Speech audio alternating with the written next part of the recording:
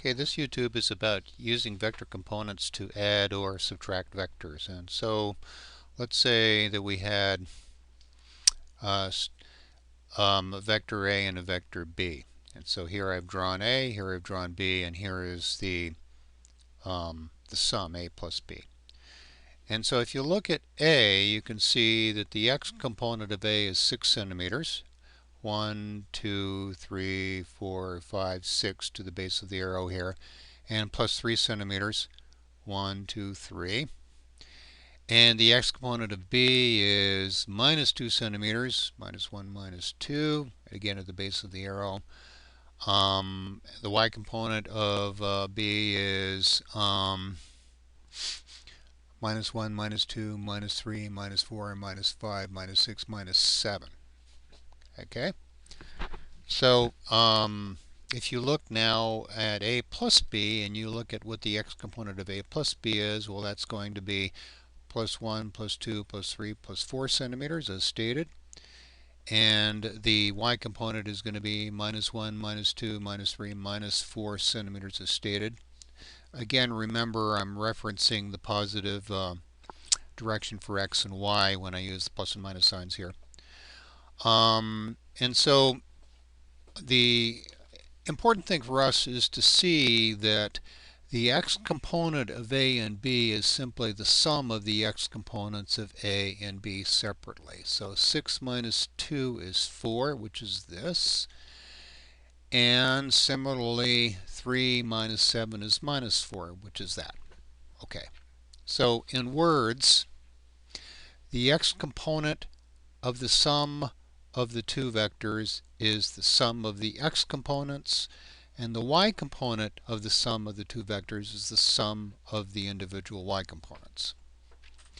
So look down here at the green vectors. I've got a green vector f and a green vector g. The green vector f is angled up at 20 degrees with respect to the easterly direction. Let's say it's 8 centimeters long, and g is angled down at 10 degrees with respect to the east direction, and let's say it's 7 centimeters long. And I'd like to know what the sum of these two vectors is accurately. Well, from what we've done above here, I know that the x component of the sum of the two vectors is the sum of the two x components, but the x component of f is simply 8 centimeters times the cosine of 20.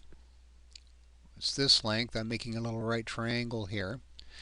And the y component of g is 7 centimeters times the cosine of 10 degrees. So that would be the length of this. And so if I go over to my calculator here and I see what that is, let's type the numbers in. So that's going to be 8 times the cosine of 20 plus 7 times the cosine of 10. It's 14.4 centimeters. 14.4 centimeters. And similarly, the y component is, okay, so this is going to be represented by 8 centimeters times the sine of 20. And this, it's a negative direction, so I have to bookkeep that with a minus sign here, is 7 centimeters, that's the length of this, times the sine of 10. So let me type those numbers into the calculator here and see what we get. So that's going to be 8 times the sine of 20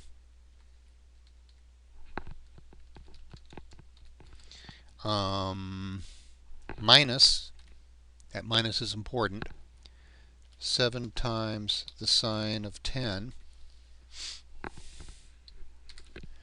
1.5. I'm just using one decimal point here.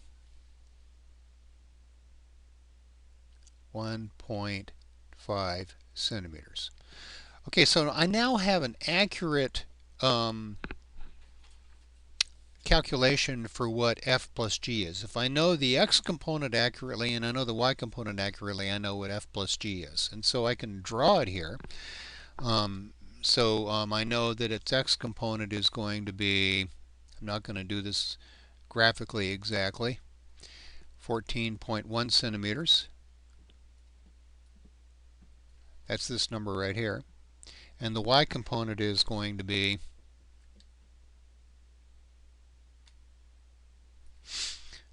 1.5 centimeters.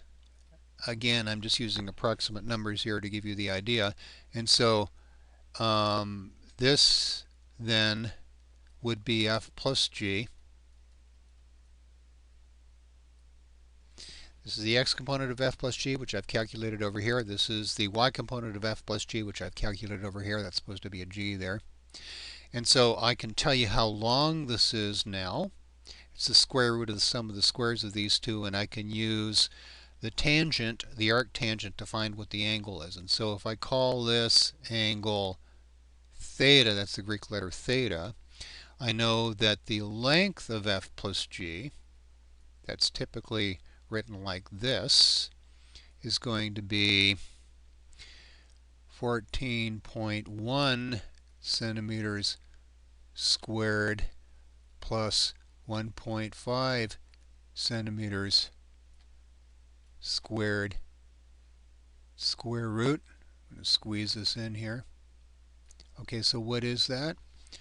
We can do that over here in the calculator. SQRT of 14.1 squared plus 1.5 squared. It's 14.2. So I know how long it is.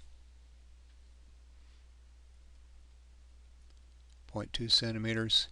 And I know what this angle is. Let me do that over here. I know that the angle is going to be tan minus 1 of 1.5 centimeters divided by 14.1 centimeters. The centimeters cancel out.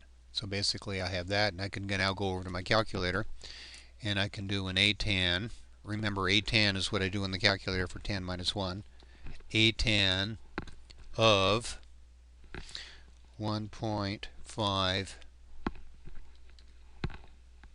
divided by 14.1.